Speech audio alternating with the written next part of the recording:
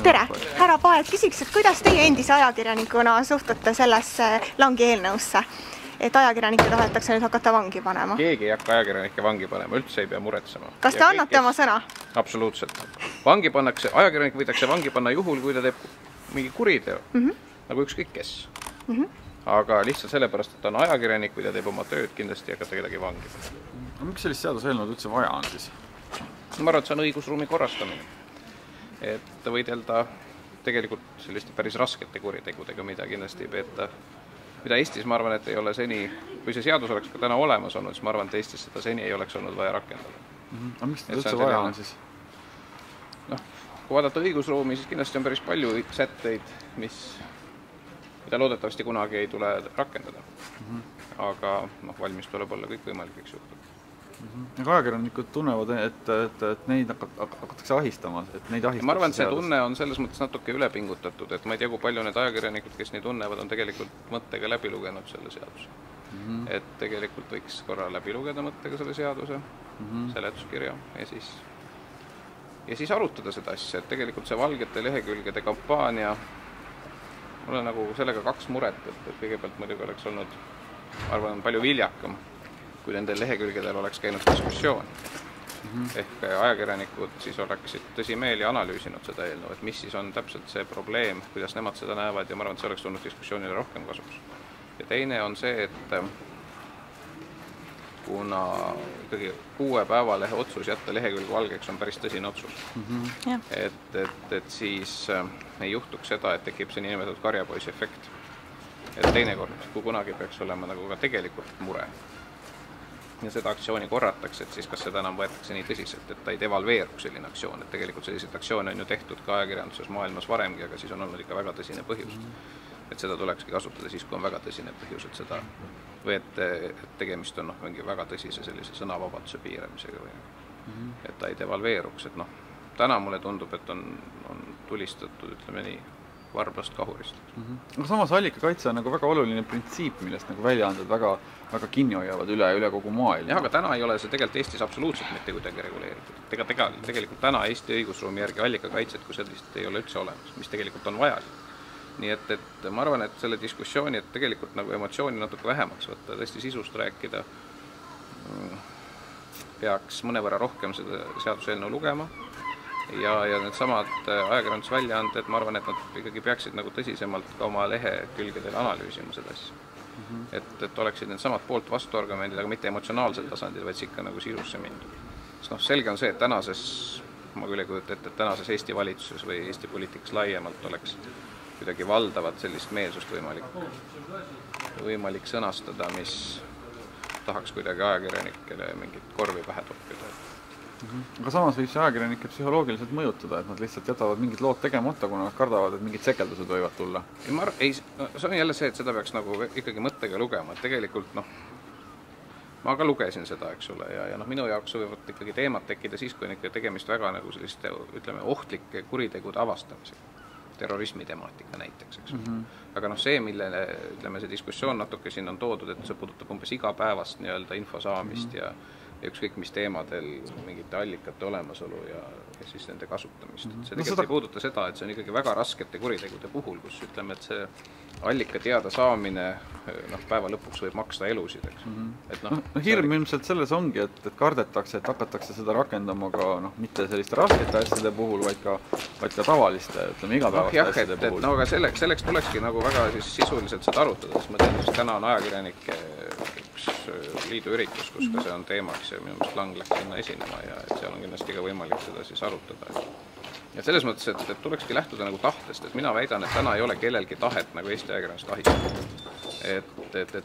Sellest tulekski lähtuda ja kui on võimalik seda eelnõu selles mõttes muuta, teha teda selliseks, et kõik saavad aru, et sellega tegelikult ei soovi keegi ajakirjandusvabadust ahistada, vaid mingitel äärmuslikel juhtudel, ma tooksin siin mingi terrorismi näite, et kui kellelgi ajakirjaniks näiteks on infot, et pannakse toime terroritegu ja see ongi, et see on lihtsustatud näide, aga umbes sellistel juhtudel, et kui seal tõesti võivad olla mingid inimelud kaalud näiteks. no siin on konkreetselt nagu selle ajakirjanduse ahistamise koha pealt, et näiteks me tahtsime minna valitsuse pressikonverentsile, me läksime, registreerisime kõik ära ilusti, vabakutseliste ajakirjanikena, läksime pressikonverentsile, siis öeldi, et et ei või pressikonverentsile esitada küsimusi mingid vabakutselised ajakirjanikud, et see on nagu ma ei oska seda kuidagi muud moodi seletada, kui lihtsalt ajakirjandusvabaduse piiramine. Kui lihtsalt vabakutseline ajakirjanik ei või esitada küsimust pressikonverentsil. Ilmselt see on ka see defineerimise küsimus, et kuhu see joon nagu tõmmata, eks ole. Et see ongi nagu, et seal on võimalik... Mis on vabakutseline ajakirjanik ja mis ei ole, ma arvan, et see on ka Eestis tegelikult täna jälle küllaltki nagu määratlemata lugu. No Eestis on neid vähe, ütleme, aga... ajakirjandusseadust iseenesest Eestis ei ole. Et seda oleks tegelikult iseenesest vaja, ajakirjandusseadust. Utreerides, aga keegi kirjutab omal kodus perele seinalehte, eks ole, ütleb, et ta on nüüd tähtsa ajakirjanik, et kas ta siis tegelikult on või ei ole, eks ole. Et kuhu sa selle joone tõmbad, see on tegelikult määratlemata Eestis. Okei. Aga suur tänu! Aitäh! Head kevadet! Teile ka!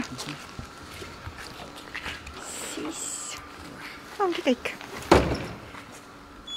Et selles suhtes mina nagu lisaks, selles mõttes nagu selle mõtte, et tõesti, et vaata, meil oli nagu selle saksa ajakirjaniku ka juttu, kellega me rääkisime, et ta oli sügavalt imestunud, et Eestis ei ole ajakirjandusseadust. Et selles mõttes mingisugune ajakirjanike kaitsev seadus peaks olema küll. Jah, vaata ajakirjanikud on jällegi kartnud seda ajakirjandusseadust sellepärast, et nad kardavad, et selle seadusega hakatakse neid jällegi ahistama ja päitsed pähe panna. Et paraku, ütleme, et ajakirjanikud lähtuvad, loomulikult võib siin öelda, et kõik on hästi ja karta ja seadus ja nii ja naa.